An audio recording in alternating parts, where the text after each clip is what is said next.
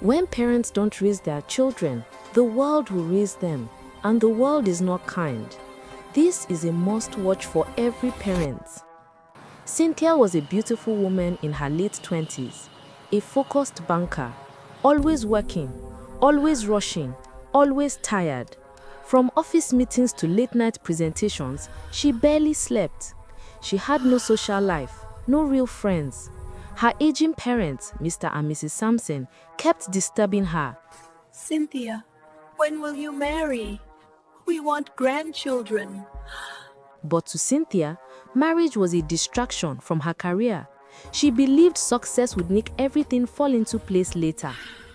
One day, at a business meeting, she met Tola, a handsome, wealthy businessman. From the first moment, Tola was drawn to her. They talked. Their goals aligned. Both were ambitious, both were career-driven, and both liked the idea of building an empire. Within 2 months, their families met and they got married. But married life was not what they expected. Cynthia closed from work late. Tola also came home late. Their home was always scattered. Dishes, laundry, dust, everything piled up. After a long talk, they agreed to employ a maid. That was how Bolu entered their home. A year later, Cynthia gave birth to a baby girl, Sonia. Beautiful, smart, calm. She had everything a child could want, except one thing. Her parents were never around.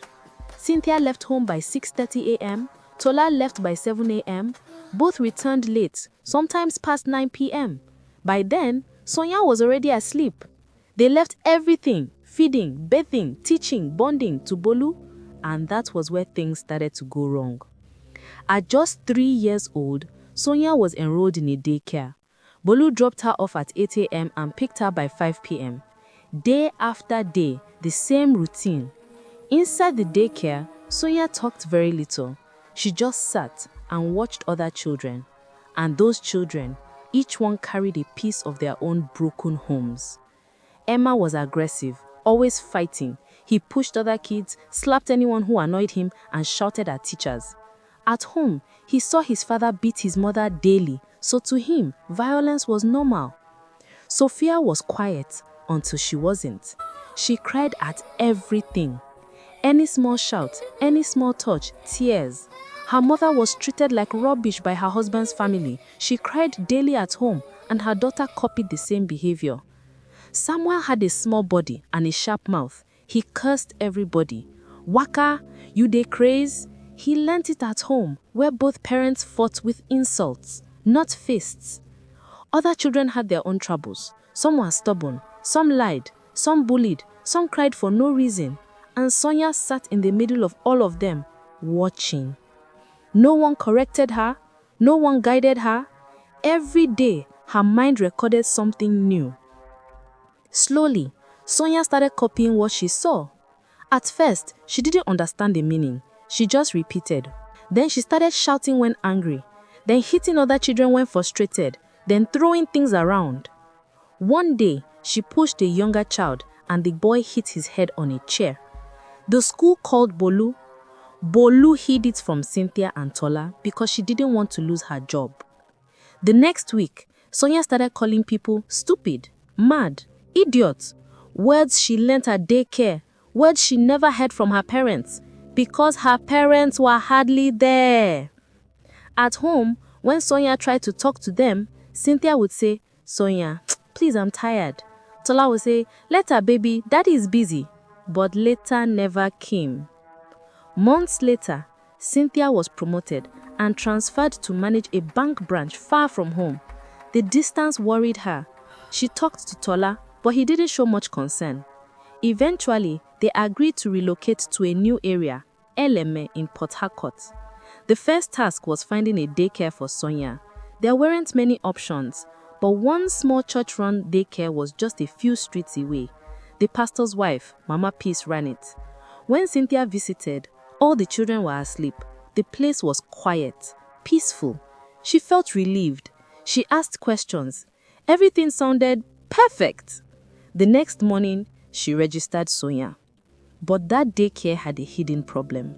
They used sleeping drugs on children to keep them quiet. That evening, Bolu found Sonia unusually weak and sleepy. The caregiver said Sonia refused to eat. At home, Sonia still slept. Even when she woke briefly, she drifted off again. She started running a fever. Bolu tried to tell Cynthia, but Cynthia was exhausted and waved her away. Sonia slept through the night, sweating heavily. The next morning, Cynthia and Tola rushed out for work without checking on their daughter. By 8 a.m., Sonia was still weak, but Bolu had no choice. Daycare expected her. She ate a little, and Bolu dropped her off. By evening, Sonia's condition had worsened. She lay in a corner drenched in sweat, eyes open but motionless. The daycare claimed they had caught Cynthia, but no one received anything. Bolu panicked and tried calling Cynthia repeatedly. Cynthia was in a meeting and didn't pick up. Finally, Bolu called Cynthia's mother. While waiting, Sonia kept whispering, "Mommy, mommy, mommy," but her mother wasn't there. Then Sonia fainted. By the time her grandmother arrived, Sonia wasn't breathing. She rushed her to the hospital. For hours, she called Cynthia and Tola over 50 times, no answer. Cynthia finally picked up around 7 p.m. Her mother screamed, "Your daughter is dying, come to the hospital now." Cynthia ran out of her office. Tola wasn't picking his phone. After tests, the doctor came out furious. "Who gave this child sleeping pills? She has a high amount of sedative in her blood." Cynthia was shocked. She ran straight to the daycare. Chaos everywhere, screaming mothers, crying children, caregivers confused. One of the women confessed, "We give small children sleeping tablets. It helps them sleep through the day. We do it for peace." Cynthia collapsed on her knees. She called the police immediately. Finally, Tola arrived at the hospital. But it was too late. Sonia had died from a drug overdose. Everything happened too fast. Cynthia broke down completely. Her job suffered. Her marriage suffered. Her mind suffered. The daycare was shut down by angry mothers, but weeks later, it quietly reopened. Nothing changed. The pain stayed with Cynthia and Tola forever. They learned the lesson the hardest way possible. They gave society the child they refused to raise, and society returned her damaged. Unfortunately, they learned the truth only when the truth had already taken their daughter away.